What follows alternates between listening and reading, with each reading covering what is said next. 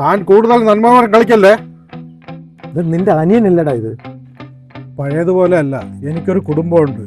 മനസ്സിന്റെ സമനില തെറ്റിയവനെ എങ്ങനെയാടാ വിശ്വസിച്ച് ഞാൻ വീട്ടിൽ കയറ്റുന്നത്? ബുദ്ധിമുട്ടാണ്. ഇത് നീ എന്താണ് ഈ പറയുന്നത്? ഇവന്റെ അസുഖമൊക്കെ മാറി. ഞാൻ ഡോക്ടറായിട്ട് വിശദമായിട്ട് സംസാരിച്ചിട്ടാണ് ഇവനെ കൂട്ടിക്കൊണ്ടുവന്നത്. വിശദീകരണമൊന്നും വേണ്ടടോ. എൻ്റെ അച്ഛനും അമ്മയും എല്ലാം ആയിരുന്ന ചന്ദ്രേട്ടൻ തന്നെയാണോ ഈ പറയണത്? നമ്മുടെ ആ കുട്ടിക്കാലം ചന്ദ്രേട്ടൻ ഒന്ന് ഓർത്തു നോക്കി. കളിക്കാൻ സൈക്കിൾ സൈക്കിളും ഇല്ല ഒന്നുമില്ല. പോടാ പോടാ.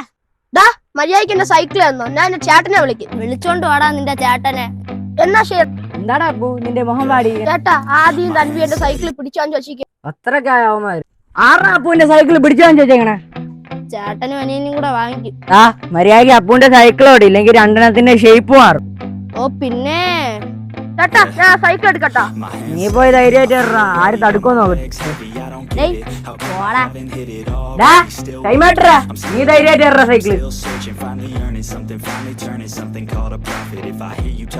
നീ വെല്ലുവിളിച്ചല്ലേ, ഇപ്പൊ എങ്ങനെ ഇരിക്കുന്നു? മാറാ. എനിക്ക് ഈ അപ്പുവിന്റെ മനസ്സൊന്ന് വേദനിച്ചാൽ അത് സഹിക്കാൻ പറ്റില്ല. കേട്ടാടാ മരമാക്രികളെ. എടാ അപ്പു, എൻ്റെ സാഹചര്യം കൂടെ ഒന്ന് മനസ്സിലാക്കണം. എൻ്റെ അഭിപ്രായം മാത്രം നോക്കിയാൽ പോരല്ലോ. സാരമില്ല ചന്ദ്രേട്ട, സാരമില്ല. എടാ ചന്ദ്രൻ, നീ എന്താടാ പറയുന്നത്? നിനക്ക് അല്പമെങ്കിലും മനസ്സാക്ഷി ഉണ്ടാടാ.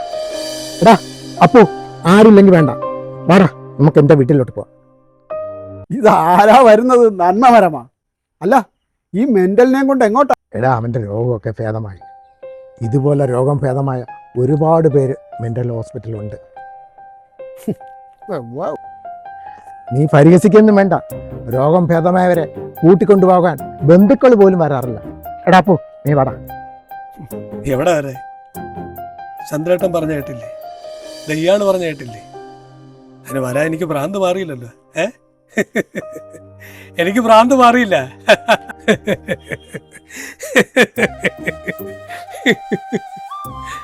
അയ്യോ അയ്യോ, ഭ്രാന്ത് മാറാത്തവനെ കൊണ്ട് വീട്ടിൽ കൊണ്ടുപോകണം. എന്റെ ചന്ദ്രേട്ടൻ പറഞ്ഞതാ ശരി. മനസ്സിന്റെ താളം തെറ്റിയവനെ എവിടെ ഇനി കൊണ്ടുപോകാനാ? ആര് നോക്കാനാ? എനിക്ക് പറ്റിയത് ഈ ഭ്രാന്താശുപത്രി തന്നെ.